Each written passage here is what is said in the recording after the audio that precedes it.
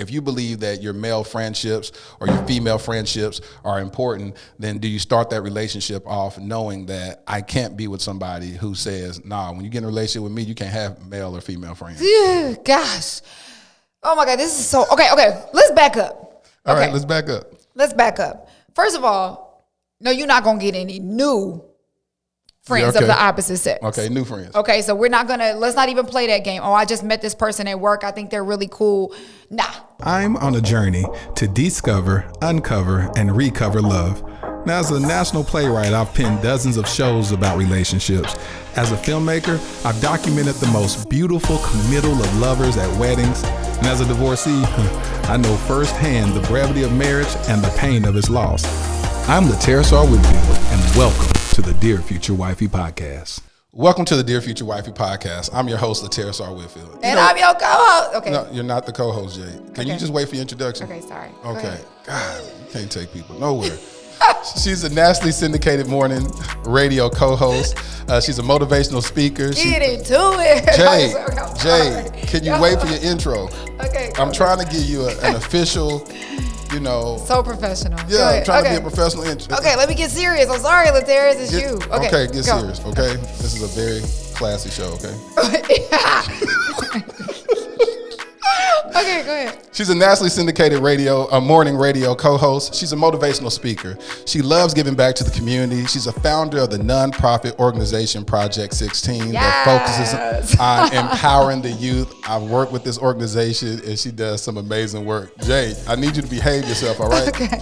She's a social media influencer. Welcome to the Dear Future Wifey podcast, my homie, Jade. Should I call you Lady Jade? Oh, it don't matter. I'll call you Jade. Yeah, like my friends call me Jade. All right. You already know. Okay. Yeah, I had to mess with Lateris at the beginning because one of the things I love to do is get on his nerves. Why you like getting on my nerves, Jade? Well, y'all, Lateris, I'm about to spill the beans. I don't even know what we're supposed to talk about today. I'm about to spill the beans because he wants to be so professional and so, if y'all listen to his voicemail, anybody that has his number, Lateris has poetry. I'll be like, you are doing the absolute most. He's like, I know I can't reach your call, but God so loved the world that if roses are red and violets are blue, you know that I love you. I'm like, Lateris, I do not just do say, that. Yes, you do. No, I don't. Lateris is my extra friend, okay? Everything is super extra. We can go outside right now and he'll see like a bird and he'll be like, that is a sign of love. You be like, so this is why I love that you're doing this podcast, honestly, Lateris, because this is so you. Dear Future Wifey, ladies, he is one of the few men on earth that is literally looking everywhere, grocery stores, gas stations, the barbershop, anywhere for a wifey, okay? Okay. He is so into it. Jade. This is your show. You're over here interviewing me. It's time for you to sit on the other side and be interviewed. I apologize. You're right. So, Jade, we've been friends how many years? Oh, over 10, 15 years? Yeah, at least. It's been a long time. Yeah. And we've both been through marriages and we've both been divorced. Dang. Yeah, we just gonna put that on there. Yeah. So the thing about it, I feel like you have a database of experience as it comes to relationships, love gain, love loss. And so that's the reason why I wanted you on the Dear Future Wifey podcast, for you to give your insight and input, and you just keep it real. So that's what I've always loved about you, is you just keep it lit. Now on the Dear Future Wifey podcast, we coined the acronym LIT for living intentionally and transparently. So can we get you to be transparent? Absolutely. I don't know any other way. That's what I'm talking about. Yeah, so today's episode, we're going to talk about when you're in a relationship, can you still have platonic friends, whether you're dating in that relationship or whether you're married?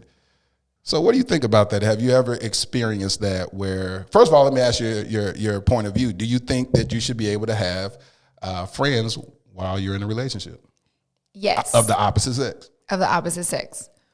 Okay. I am going to say yes, but yes within boundaries. Okay, what and does that mean? Where there is some respect. Okay. Oh boy, we can talk about this forever. All right, first of all, let's be clear. When you're in a relationship, I believe that you should be best friends with the person you're in the relationship with. 100%. But I do not believe that they are to be your only friend. Yes. I believe that you can have platonic relationships of the opposite sex as long as there are some very clear boundaries that are set. Okay. Let's talk about those boundaries.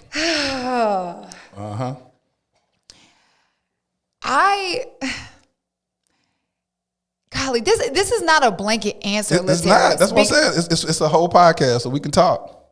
The reason why it's not is because, number one, it all depends on who you marry or who you're in a relationship with. Everybody is different. You have men and you have women that are in relationships that are very respectful of boundaries and the feelings of their significant other. Yes. And you just kind of know that they would stay within those lines of respect within the relationship. And honor you in that friendship. Yes. But then you also know, and people are in denial about who they're in a relationship with you. And I have been in denial before too. And when I say in denial, I knew you really wasn't like all the way A1. I knew you had some trifling tendencies. Right. But at the same time, I tried to convince myself, like, like, you would never do that to me. Or a lot of times what people try to do is start playing that card of, are you just being insecure? Yes. Yes. Now I'm just being realistic about who I'm in a relationship with, but judging by your track record. But I can't tell you, because I'm in a relationship with you, I can't say, I know that you have trifling tendencies, right? So, but why can't you say that? Why can't you tell, like, being transparent and honest with your significant other? Why can't you just say, hey, listen, let's keep it real. You know, every girl you've been with before me, you cheated on, and it was somebody that you called a friend. Because I'm going to tell you what the response is going to be. Yeah, but they're not you, and you know I'm not like that anymore. That was good. You've been there before. I've been there before. Listen, I am reliving my past right now. Also, they'll say, oh, you're throwing my past in my face. Yeah. They'll say things like, I just think that there are certain things you shouldn't say to your significant other because there are certain words you can never take back. And once they feel you've labeled them in a negative way, it's a wrap after that. You know what I mean? And so here we go again with the whole, this is why relationships are so hard. I don't know why we stay in those relationships where we think that those things can happen to us. And I think that it can happen to anybody. Don't get it twisted. Yeah, but we see red flags up front and we stick with the red flags. And I cannot, for the life of me, understand why. Because it's something that we desire. We think we have this propensity to feel like we can change somebody. Yeah. If we really get down to it, we feel like our love can change them, our words can change them, our presence can change them. We can love them past their insecurity. Right. And that's what I want to discuss is that going into a relationship, do you make the decision to say, listen, I have to be with somebody where if you believe that your male friendships or your female friendships are important, then do you start that relationship off knowing that I can't be with somebody who says, nah, when you get in a relationship with me, you can't have male or female friends. Yeah, gosh. Oh my God, this is so, okay. Let's back up. All right, let's back up. Let's back up. First of all, no, you're not going to get any new friends of the opposite sex. Okay, new friends. Okay, so let's not even play that game. Oh, I just met this person at work. I think they're really cool. Nah, okay. we good on all that. All right. You do have those certain type of friendships where y'all have literally been like brother and sister since like the second or third grade. Right. Right? So that's okay. No, you got to say what you want. You got to say. No, listen. I'm saying, but see, because I've even known those relationships to cross the lines. When there is a weak moment within the relationship, then the friendship ends up crossing the line. So it's kind of hard. But being realistic, there's no way to say you can't have a friend of the opposite sex. There it is. That's my point. No, okay. Let's be clear. And I don't mean to put you on blast, Lateris. Okay. You have a lot of female friends. Like, Lateris is the guy that all the girls call for relationship advice, and I have witnessed it. I have called.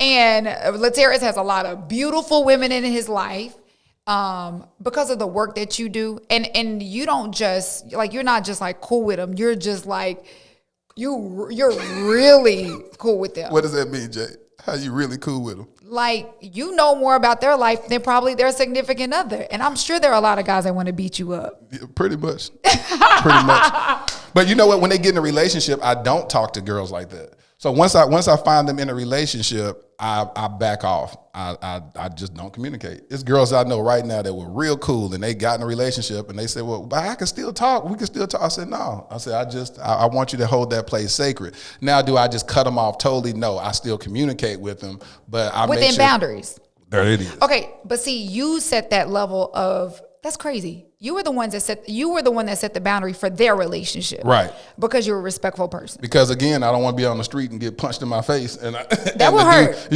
Minding my own business. And I'm like, hey, how you doing? The dude hit me in my face. And I'm like, hold on, what just happened? No, I saw a missed call from you yesterday. And it's like, or you up on the phone with my girl till midnight. Yeah, then check the record. And it's like, no, I always try to be respectful for the dude.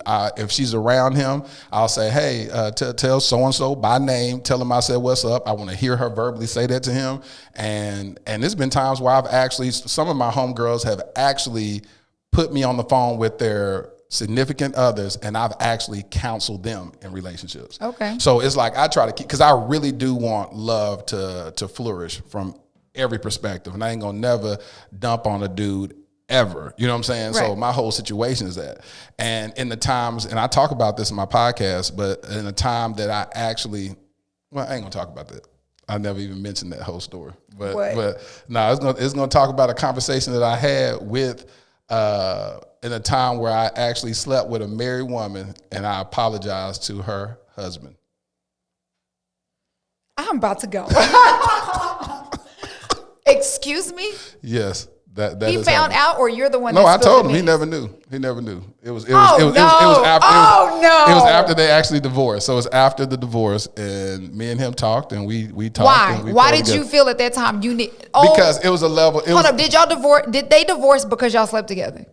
No. And he did not know. No. Why would you? See, this is okay. So everything I just said is a lie. This is why you can't. Why would you be the one if she didn't choose to disclose that to her husband? They are divorced now. You just made this woman who was supposed to be a friend of yours, and you crossed the line with her. She wasn't no friend. It was a whole situationship. Oh, okay. So she was trifling. Yeah. Okay, so never mind. But why would you choose? Oh my God, Latier's. Because it was in the point of brokenness. You know what? And to be honest, to do that stuff, I would never go talk to a guy. But God told me to do that. And I literally went and talked to him. And when I tell you, it was the most beautiful situation I've ever had with a man. Yeah, for you, but not with him. Yes, he was. I'm talking about not for her. Wait, when they was divorced, he didn't care. She's you always didn't care cheated on either. him. Well, it wasn't nothing new. She always cheated. It was what I needed to do to talk to the brother and tell him, hey, this is what it is. And he was like, you know what? I've always felt XYZ. We talked about it. We chopped it up. It was great. We prayed together. I encouraged him. It was great. When I tell you, it was nothing but, because I ain't finna be talking to no dude about no stuff like that. But God told me to do that. Did you know this man? Yes, I knew him. And so y'all would come into contact with one another every once in a while, and you knew that you had slept with his wife? Yeah. Okay, well, you was every time he came around, I just walk around. I walked to the. You were trifling. Yeah, I was very trifling. Well, Latier's is trifling. Okay, so let's get back on the topic, because we can talk about that all day too. Because Latier's, okay. Anyways, okay. Hey, it was a long time ago. So my question to you is: when you get into a relationship, do you cut off your female friends because you have a lot of them? I put boundaries up. What are your boundaries? Because I think that boundaries can be subjective. I put boundaries. It's an actual discussion that I have with my significant other to say, hey, listen, you know I have female friends. Let's talk about it. I'm gonna tell you what my boundaries are, and then you tell me what you want to add to those boundaries. The first boundary is I never discuss or uncover my significant other with that friend. So whatever me and my wife or girlfriend are going through, that woman will never know about it. Okay, that is a good boundary, because that is a problem. Is when you have friends of the opposite sex, when you start to disclose your relationship issues with them, now you're opening up a whole Pandora's box. Yes. Because when emotions start getting involved, they start being the shoulder to lean on. There it is. How many times in life has that quote unquote shoulder to lean on begin to be the body you lay on? Oh, hello. Come on, somebody. Oh, hello, you preached that one. I'm telling you, been there. I've been there. I'm telling you. I talked about that in a previous episode. So that is definitely rule number one. Yes. Okay, what's another boundary? The other one is, of course, the time limit. You don't call people after whatever respected hours. It may say 10 o'clock, may say 9 o'clock, whatever that is. That's whatever. So then a lot of times what they end up doing is talking to them on the whole drive home. Okay? I'm just saying. Are you testifying? That has happened before. Yes, come to find out. Let me tell you about a situation why this is. I hope to one day be in a relationship where I truly trust that person enough to have that female or two, that friendship of the opposite sex. Yeah. And I'm secure with it. Yes. The reality is we all deal with insecurities, right? And then depending who you deal with brings those insecurities even out to the forefront and make it even intensified. Absolutely. I would want that. And I would want that opposite. I actually had a really, really, really great guy friend when he got married. And when I tell you, like, he and I are not each other's types at all. We've always been super close. And I'm going to say we are not each other's types. She said, I'm going to say that again. Yeah. But when he got married, I think that there was an issue. And I never knew why, because I never really came around like that or whatever. Mm-hmm. And so out of respect, you know, he and I were no longer friends. But I'm not going to lie, that one hurt me, because I'm like, dang, that was my dog. Like, yes. You know what I'm saying? So, but I would never disrespect anybody's relationship in that way. On the opposite side, I was in a relationship, and a guy that I was dating, this is many years ago, he had a female best friend. And I'm not even going to lie, I just wasn't with it. Yeah, yeah. And it wasn't because she's a woman. You just kind of get this intuition. It's like, hold up. I walk in the, you know, to come see you, and she was there? No, but you all up on the phone, and I'm like, okay, now y'all kikiing a little bit too much. That was number one. Was the friend in a relationship? Was she in a relationship? Because that does make it feel a little bit better. If honestly, I don't know. I know the friend had a child, and the guy I was dating was the godfather of the child. Okay. You know. And how'd you feel about that? I was okay with that. But to me, it was almost like dealing with a man that had a child. Yes. That is always going to be the thing of, that's the you know, her child is my godchild. You get what I'm saying? So that was always like the reasoning to be talking and checking up on the child and this and that, right? And I was young. So he was really involved in the child's in a sense, and his family knew this particular person, and so, like, you know, when he would have activities, you know, the best friend would be there. Oh, so she was a family friend. So she was involved from a higher level, like the whole family. But don't get it twisted. I mean, they weren't like childhood friends. This is like something that developed over the last 5 years through school and stuff or whatever. Yeah. So, yes, the whole family knew or whatever. So I didn't want to be the one to make it a big deal, but I just always felt uncomfortable. And we would have little fights, but not big fights. I'd be like, come on now, like, and he just did not get it. But again, knowing who you dating, okay? Yeah. Fast forward, after we had split up, I want to say like a couple of years later, him and his best friend ended up having a child together. I was hoping you wasn't gonna say that. And it just kind of confirmed why you were so insecure about the situation. Yeah. And what's crazy is it might not have even been anything then, but when you go and that happens later on, and now you guys have a child, then it goes back to other women's inclination of, were you just waiting in the cut? You know, and I like this girl. To this day, I really like this girl. And we don't have problems with each other or anything. Like, I really genuinely like this person, but at the end of the day, yeah, I was feeling a certain type of way. I mean, that's the only thing you can think if y'all ended up being together later on, whether y'all slept with each other one time and had a baby or 20 times and had a child. Regardless, I just think that there are certain people in your life you would never cross a line with. But, you know, I mean, I don't know. So when choosing your significant other, whether it's in a relationship, do you say no to all of that? You can't have friends, or like you said, the friends that you today I met you on, say, September the 1st. Everybody before them, that's your friends. Let's get this list if you together. met them September 2nd, no, I'm just joking. Then we ain't deal with each other. In all honesty, I want a person to come into a relationship and be who they are. Yes. If you have friends of the opposite sex, I would like to meet them. Of course. But if there is somebody that I feel is waiting in the cut, or somebody that's just a little bit, so when you have friends of the opposite sex, they should do what you said earlier. There's now a boundary that they have to set within themselves. Yeah. So yeah, you're used to knowing all his business and y'all are used to talking about everything. But when we're all sitting around the table together, don't be the most common one at the table, right? Hold back some of your thoughts and opinions. Say that right there. That sounded good. Don't be the most common one at the table. Because a lot of times what friends want to do is jump in to let you know how well much they know the them. other person.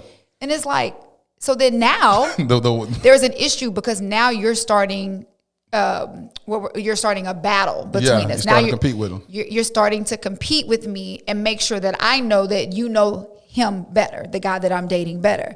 So now that's when the issue comes into play. That's good. If you can be respectful of your friend, yes, and myself and our relationship enough to not be that common and enough to learn there are some conversations you don't jump in on. There are some conversations that even if you do know the answer, you just kind of lay back.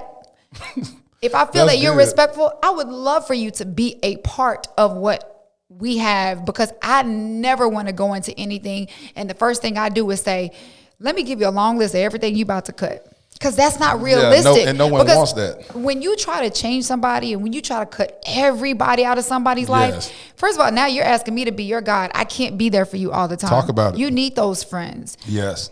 And then I'm changing you until I disappoint you. So you want people to change for themselves. Totally. Lateris, I have been in those relationships where I tried to change a man. And let me tell you, trying to keep a man changed is too difficult. And I think that's our natural instinct. You said keep them changed, huh? Yeah, because it's like you're trying to remind God, this is so funny. You're trying to constantly remind me, remember you ain't this person no more. And they looking at you like, hell, I ain't. No. But again, when you're telling somebody what you want them to be and then they're changing for you, you're always going to disappoint them. Yep. When you disappoint them, they're going to go back to who they truly are at their core. People have to change on their own. I mean, and same thing goes for ourselves. So when I'm in a relationship, I have guy friends, and I'm actually, I would say I don't talk to them on the phone, but with the exception of like one, I'm really cool with all my exes. Again, we don't talk on the phone or anything, but if I saw them out, and there ain't gonna be no bad blood. Yeah, it ain't nothing like that. I have guy friends that I talk to right now, including yourself. But when I get into a relationship, I set the boundary. I don't want anybody to have to set the boundary for me. Right. If whatever the conversation I'm having with my friend who is of the opposite sex, if I cannot have it with my man sitting right there, then I know that this is awkward, right?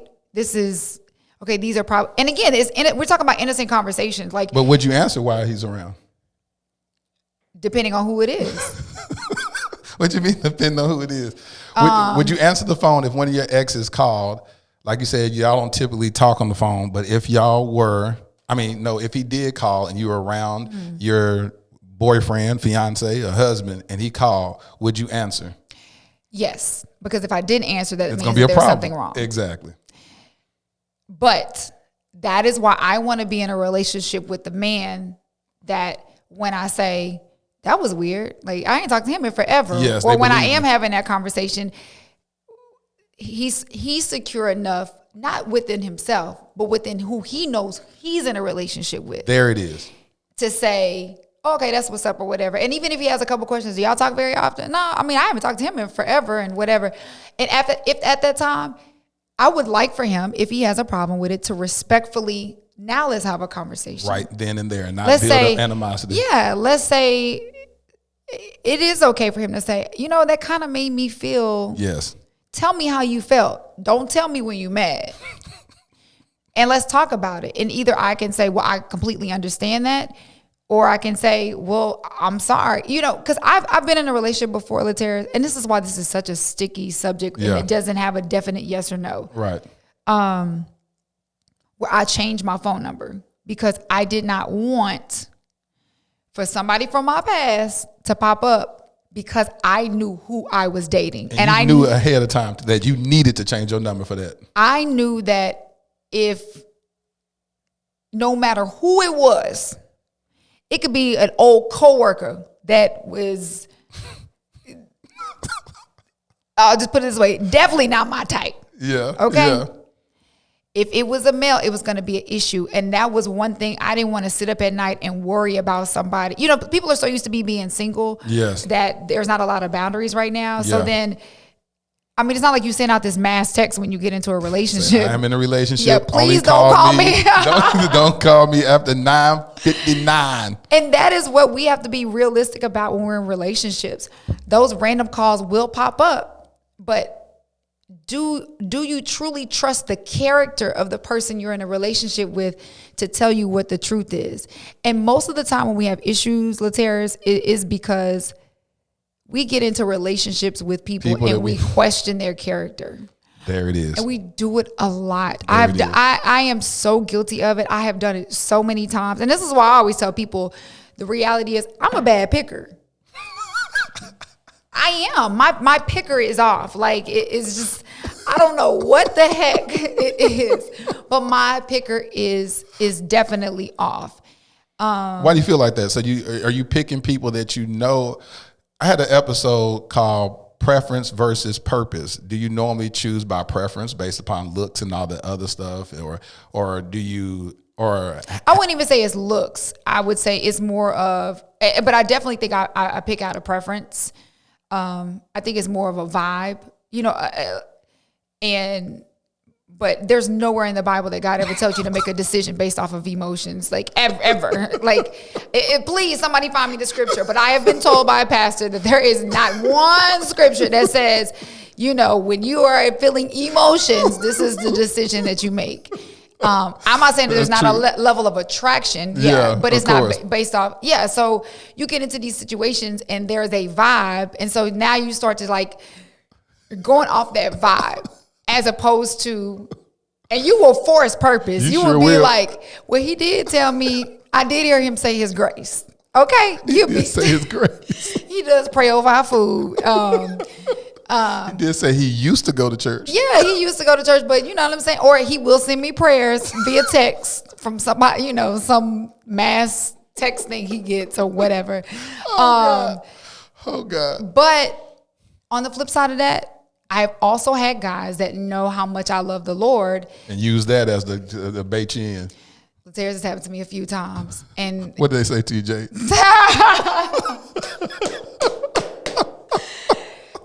Guys will get very spiritual. I'll just put it that way. And, have they ever got so spiritual that they said, God told me that you're my wife? Yes, of course. Yeah, and I'll be like, and you're the wrong person to say that to. You already know. Look, Lateras will call me with some God told me. I'll be like, Lateras, get off my phone, because all you were picking what you were gonna eat this afternoon, sir. God didn't tell you to go to Golden Chick. God didn't tell you. I'll be like, oh Lord. But seriously, I've had guys that and I believe that their intentions about seeking Christ were genuine. Yeah, to a certain extent, but I think that it was definitely blown out of proportion.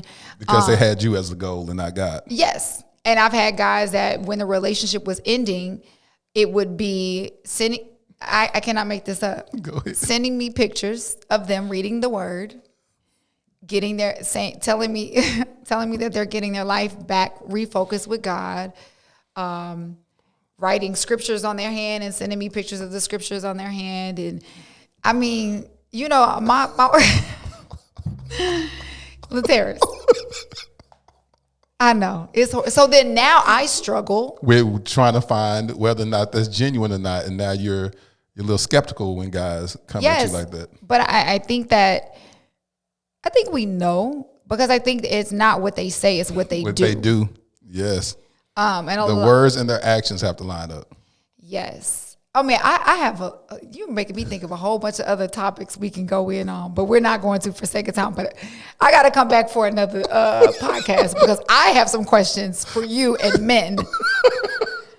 Seriously. And it is along the lines of the thing of, do guys really make time for what they want? Because a lot of guys claim that they're so busy or have all of these excuses and their words and their actions never meet up. And you're like, well, maybe they really are busy because you know me, Lateris, I'm busy. You.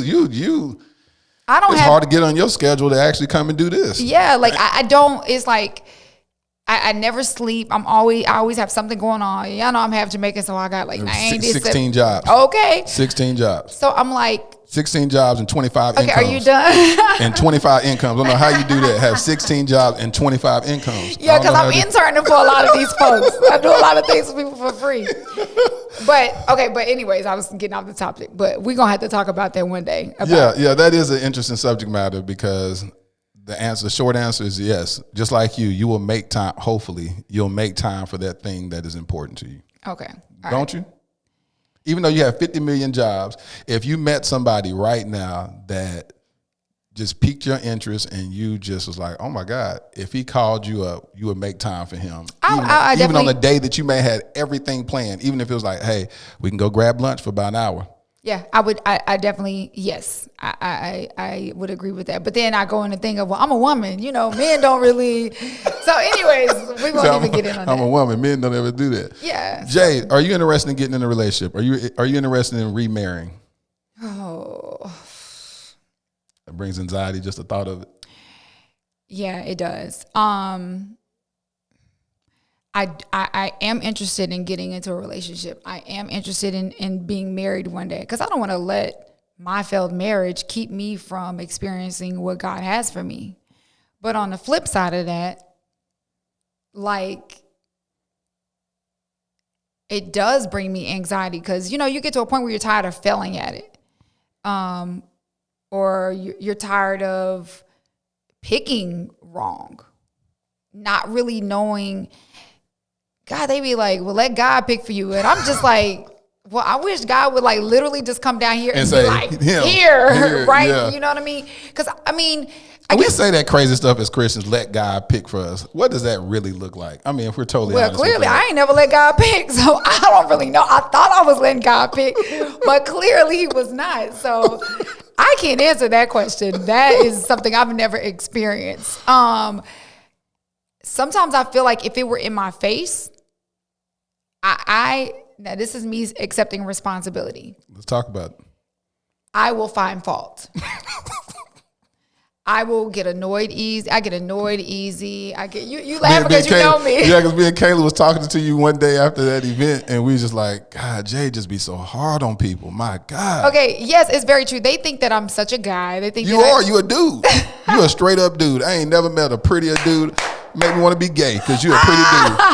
Or a pretty dude. Shut up. But y'all got to understand, in what I do for a living, I'm around guys all the time. I hear the stories. I've seen it all. You know what I mean? So it makes you jaded. Yeah. It really, truly does. Like the host of our show, she was a little bit older when she got married. And she says the same thing. She's like, Jay, it's tough for us. Yeah, it because is. of who we're around every single day, what we do. It's hard, number one, for people to understand that. You got to find somebody that's super secure with what we do for a living. And we see and hear all this, like we see it firsthand. So it's not somebody telling us. Yeah, y'all see. We see the trifle. Yeah. Okay. Yeah. So, we're skeptical about every freaking thing, and also people are gonna get mad at me men are gonna get mad at me for making this statement. I have often found. I'm not saying this is across the board, so y'all don't DM me, cuss me out.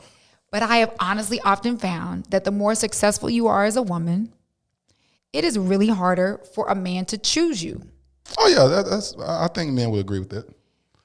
And I don't understand it. It's like you work your whole life, and because you get your own, because you don't want a man to think.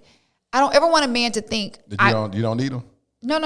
I don't ever want a man to think that I'm getting into this relationship for what he can do for me. I want it to be where what we're doing for each other. But guys have a tendency, I don't know if it's y'all's need to be needed? It is. It's 100% that. That's what I was going to tell you. I said that when a male gets into a relationship, and we're trained like this from the very beginning, is to go out, provide, go make a living for that wife. That's why you see men in the NFL, they're hustling to go get that big contract, or career-minded men. They go get that to go get the nice cars, the nice money, the nice house, to then be able to afford the caliber of wife that you want. But what is the caliber? Because the caliber, if you're affording a wife, you're not necessarily going out and choosing the wife that has her stuff together. And that's the problem. So that's why I say it's a disconnect between the male and female counterparts. That's why you see shows like Housewives of Atlanta and all these shows, because what's marketed so much is the materialistic side of relationships. You see that all the time. It's like, oh yeah, you hear a girl say, oh, he bought me this, he bought me that. Okay. So pause right there. Because ladies, if y'all know how to make that happen, send your girl the formula. Because for some reason, no, I'm just joking. Jay, you've been taken care of. No. I really have not. You've experienced some nice things in life. Yes, I definitely have. I was in a relationship, but I think I broke his spirit. This is a guy that obviously could afford to buy things. I think I broke his spirit because, in a sense, I would always say, stop buying me stuff. And instead of me being grateful for when he would get me things, because my mind was like, I don't want you to think that this is why I'm here. So instead of me welcoming it, letting him love you the way he wants to love you. I wasn't used to anybody doing those things for me. I was used to being the one to buy the gifts and be catch. And now he's everything that I used to. So it really kind of made me feel like, so I would kind of reject it. Not that I don't still have the bags, but I'm just saying, instead of me being like so grateful, and again, this is me taking accountability and being like, oh my God, thank you so much. I was like, why did you do this? But in your defense, you were still young. I was you were very, very young. So, because if anybody does that now, you're going to be like, thank you. What? Hallelujah. I'm going to be like, oh my God. So would you take the gifts? Like, are you the type that you'd be like, nah, I don't want to take the gifts because I don't want him having any expectation if you're not interested in them or whatever? Oh, no. I don't think I would take anything from anybody I'm not interested in. I don't believe in leading anybody on. Now, if you know where we stand and you decided to do something for me, you're gonna say thank you. That's my blessing. Thank you, Jesus. Yeah, I mean, in a sense, because that is some other people's love language. But yes. I haven't had that experience. You know what I mean? Like I don't experience that. I don't be having. And that's why I say I don't understand that. I don't understand how you don't have guys because of the circle that you're in. That guys, you're around a lot of affluent guys that they don't even. Try that as the approach. Sending you stuff up to the station and trying to, wine and dine you and say, here, I'm going to go send you some Christian Louboutins and here it is. Just letting you know I'm taking interest in you. Here's a Gucci purse. I don't know why either. I mean, the affluent guys that I have come across, to me, are very selfish. Yeah. And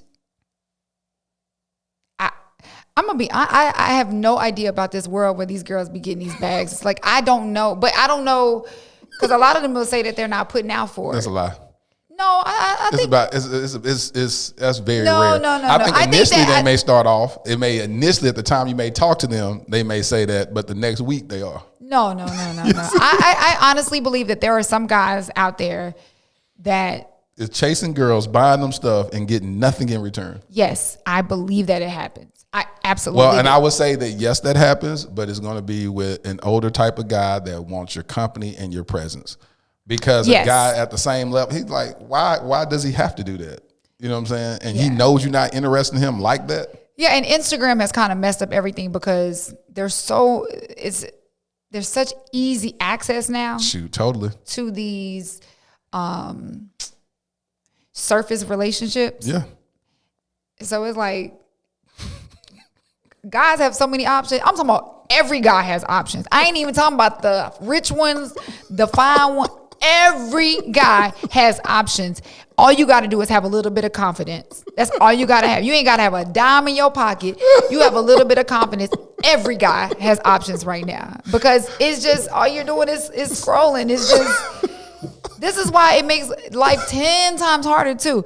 That's another thing you need to talk about. With social media, the Yes, influence like, of social media. Well, do you want to be in a relationship with somebody that is on social media?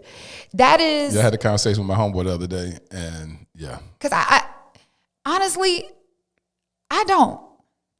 If somebody is all into social media, unless we kind of had like the same, unless we were both influencers for like the same type of thing. That's how you make your money. Yeah, but yeah. Look, when I look at a guy's page and a guy has like a bunch of selfies, I think a woman has an excuse because when you're single, you're by yourself. You ain't got nobody else to take the pictures for you. And we like to see when our makeup is popping and when our outfit is popping. So a lot of people say, well, I really don't feel like I have that many selfies, like when you look through my page. But obviously, yeah, I'm by myself. Like, I'm like, dang, my outfit is cute. I have to take a picture of myself. You did right when you got here. You start taking some selfies. This under lighting light. is everything. I hope it ends up being like this on the video. But no. It is. It's going to be dope. But men, like that take a bunch of selfies and stuff like that, that's a red flag to me. I'd be like, oh. It's a red flag of what point? I think that's weird for guys to take selfies. Like, I don't know. God. Okay, let's get back on what we're talking about because people gonna get mad. I just think for guys to take a lot of selfies is weird because girls usually switch up their hair, their makeup, their outfit, their something. Like, you be the same person in every picture. And I'm like, I just think that is kind of a type of feminine thing to do. I don't really know too many guys that just love taking pictures. Yeah, no. Unless they're, kind of very much into themselves. Yeah. I think women do it because it's just like a girly thing to do. It's like, I don't know how to explain it. Like, I've been taking pictures my whole life, Like, I don't know. Okay, but anyways. See, this is me and Laterris. We were still on the phone for hours just talking. This is why I don't answer Laterris' phone calls because I know if I talk to Laterris, I have to literally say, it's about 3 hours. And this is why I could never have him as a friend if I'm in a relationship. Because Laterris You're broken up on. What? Laterris don't know how to hang up. So you're saying you're open to a relationship, you want to be married, you desire to be married again. Yeah, but to the right person. And somebody who is genuinely like, it's certain qualities I look for now that I didn't look for before. Good. But like, I really want somebody who is kind. Like, not just kind to me. Yeah. There's something about, and it's funny, me and Dee, that is the host of the morning show that I'm on, she and I had this conversation because I couldn't put into words what I was looking for. And when she said the word kind, I was like, that's it. A kind-hearted person puts others before themselves. Yep. And I don't want you to just put me before yourself. I really want, obviously with some boundaries, because we're not going to talk about you keep putting your mama before our relationship. That's a whole nother topic. Which means you got to go get your mama some money. What? You just gave some money. You already know. That's how it be. You just gave. Okay. Okay. Anyways. Yeah, you got to call her mama. Mama, now hold on now. You looking like the other woman right now. Okay. Yes. You can have these problems. We can have these relationship conversations all day. All day. But so yeah, he has to be kind. I want somebody who literally is purely a kind-hearted person. I've always kind of been attracted to the bad boy. Yes, you have. And yes, you have. I heard you. Yes, you have. I'm trying to make sure his microphone works. Okay, cut his mic off. Bad boys somebody. for life. And what you want and what you need are two different things. So when you looked at the bad boys, what was it that attracted you to them? I think it was like, that's a really great question. I know what it is. I know what it is. I just don't know how to put it into words. Like, a bad boy is like, it's fun. And unpredictable? I don't really think I like unpredictability. Yeah, because I'm very big on consistency. But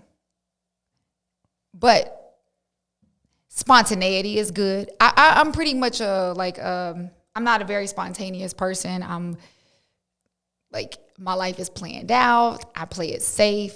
I like I'm down here. So I love being around people that are spontaneous, that will pull me out of my introverted shell, even though people don't believe I'm an introvert. Sure don't. But I really am. Yeah, you're kind of a loner. Yes, I am a loner. Yeah. And because of what I do for a living, people don't believe that. Yeah. But I like people to pull me out of that. And usually a bad boy will pull you out of that. Well, right? yeah, everything. Okay. I'll pull you out of what? Pull you out of clubs.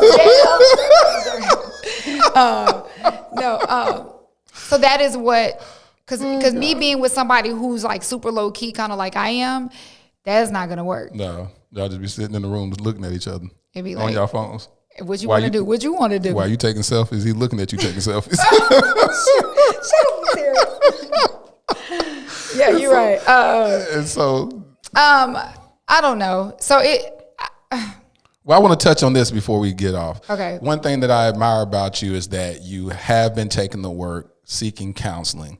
Yeah. Tell me, why was that important for you? Because I want to encourage people that when you're dealing with brokenness in your life, dealing with hurts, habits, and hangups, that it's always good to go get counseling. And a lot of people in our community don't take advantage of counseling. Yeah. And why was this important for you?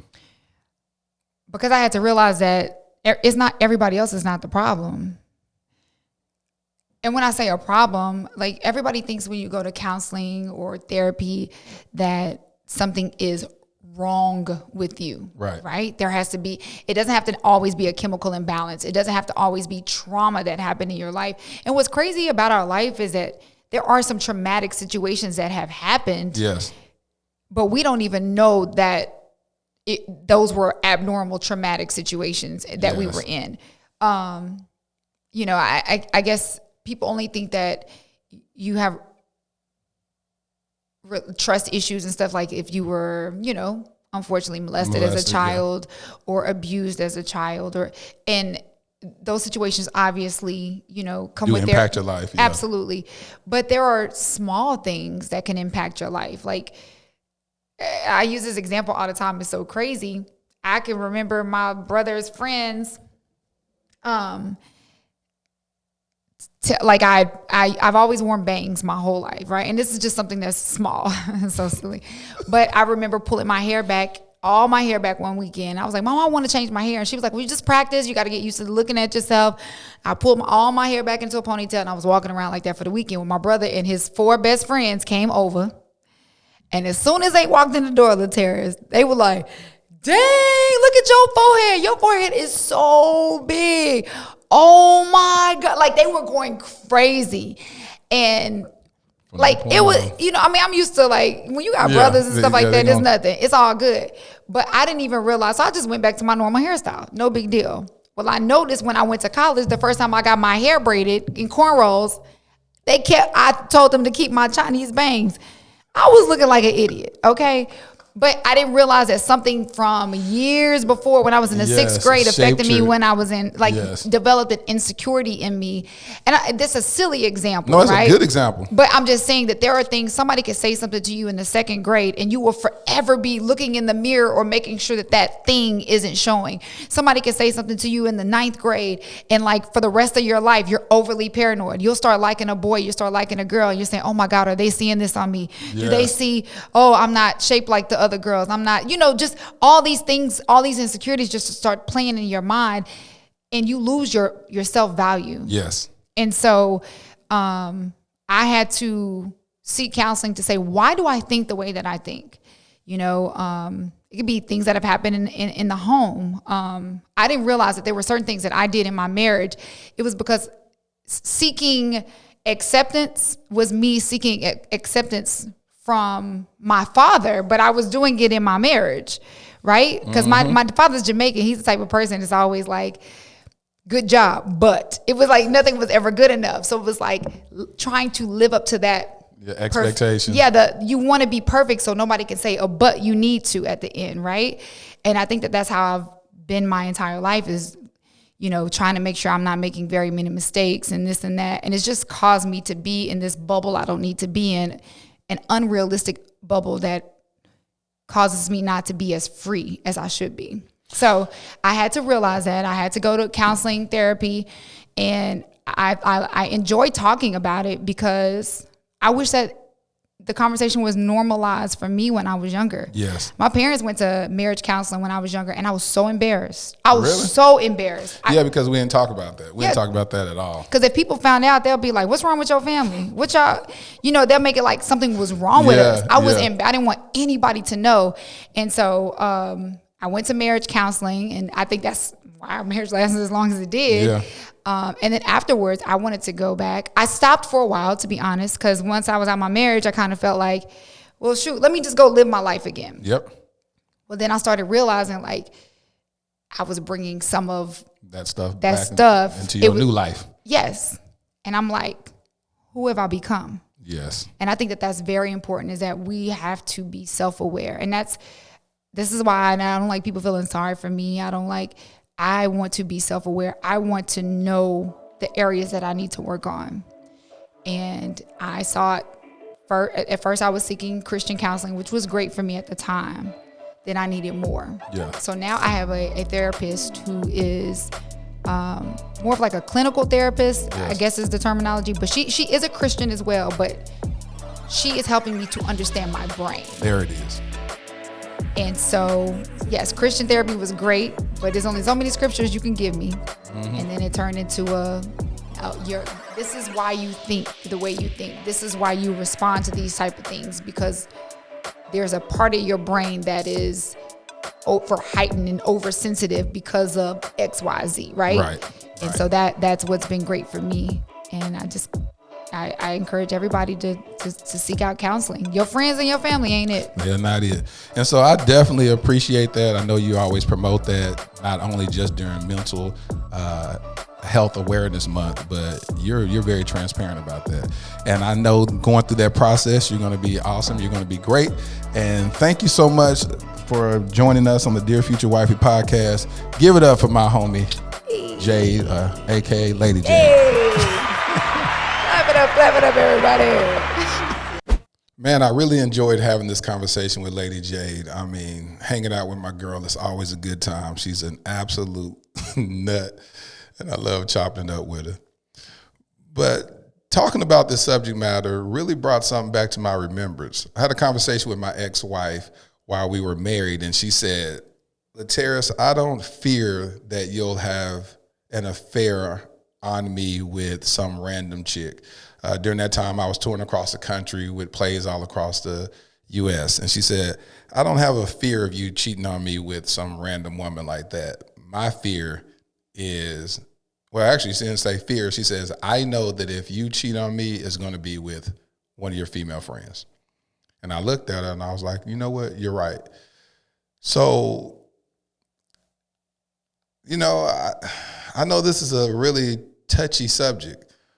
One of the things that I did take away from that marriage is where I failed and opened up the door for infidelity is instead of safeguarding my marriage, I started safeguarding that friendship. And I started valuing the friendship with the opposite sex more than the vows that I took with my wife. And I started holding secrets. I started walking out the room during conversations and sitting in the car before I walked in the house. And once you start keeping secrets and start having those inappropriate conversations while you're in a marriage or a relationship, then clearly that opens up the door for infidelity.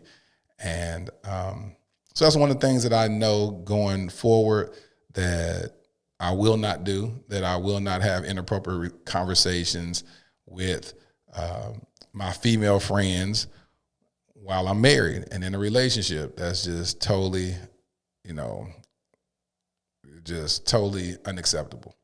So, and to make sure that I set boundaries in that friendship and boundaries that my future wife is cool with. So that's one of the things I'm going to make sure that I do. But here's the part of the podcast where I manifest my future wife.